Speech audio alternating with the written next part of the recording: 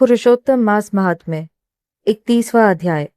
सूची बोले, हे विप्रो, इस प्रकार नारद मुनि पतिव्रता स्त्रियों के धर्म का वर्णन सुनकर थोड़ा सा और पूछने के लिए बोले।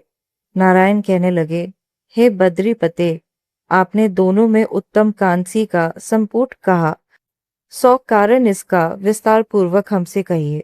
श्री नारायण बोले, हे ब्राह्मण, इस व्रत को पहले एक बार श्री पार्वती जी ने किया था। उस समय श्री पार्वती जी ने श्री महादेव से पूछा, कौन सा उत्तम दान देना चाहिए जिससे मेरा पुरुषोत्तम का व्रत संपूर्ण हो जाए। श्री महादेव जी बोले, कांसी का संपुट 30 मालपुए भरकर 7 धागे से लपेटकर विधिवत पूजन करे और व्रत की संपूर्णता के लिए ब्राह्मण को देवे। ऐश्वर्य हो तो ऐसे 30 दे देवे। इस प्रकार महादेव जी के उपकार करने वाले सुंदर वचन सुन सब लोगों का हित चाहने वाली श्री पार्वती जी प्रसन्न होकर विद्वान ब्राह्मण को 30 संपुट देकर अत्यंत आनंद को प्राप्त हुई।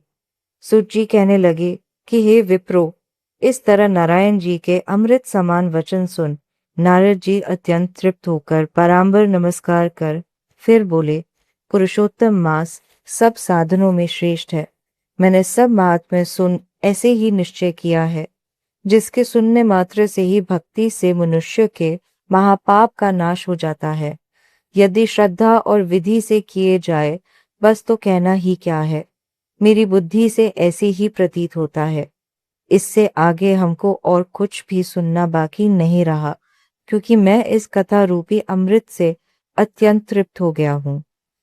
इस तरह वह सूची ब्राह्मणों का आशीर्वाद लेकर ब्राह्मणों की प्रदक्षिणा कर प्रणाम करके अपना कृत्य करने के लिए गंगा जी की ओर चल दिए और नैमिषारण्य में रहने वाले मुनि आपस में कहने लगे कि यह पुरुषोत्तम का महात्म्य अत्यंत श्रेष्ठ है और पुराना है।